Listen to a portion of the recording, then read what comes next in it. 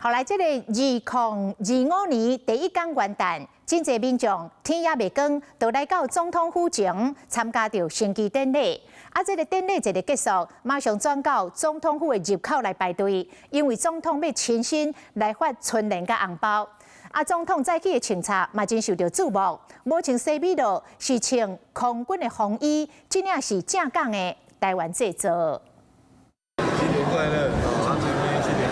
亲身送的除了春联红包，还有新年祝福。2025年第一天总统府大开放，民众参加完升旗典礼，随转转入口排队。除了真难得会当参观总统府，嘛为着这个礼物。今天带小朋友过来，我们的话在4点多就过来了。有没有最期待哪一个？这乖乖。上抢手的就是总统府的限量乖乖。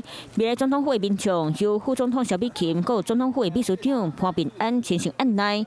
元旦这天，让国民满满的温暖。欢迎赖清德总统、萧美琴副总统。元旦升旗大典，热情着含副手萧美琴的穿插，嘛引起大家关注。含过去穿西装打扮，这边穿空军的英伦风衣，风水通风，穿落个小乐，而且规领绣袜台湾制作。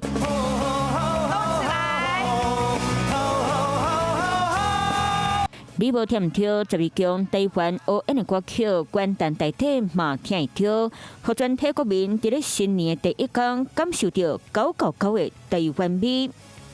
Hello， 大家好，我是林依文。想要抢先掌握最及时的新闻资讯吗？赶快订阅、按赞、开启小铃铛，锁定华视新闻的 YouTube 频道。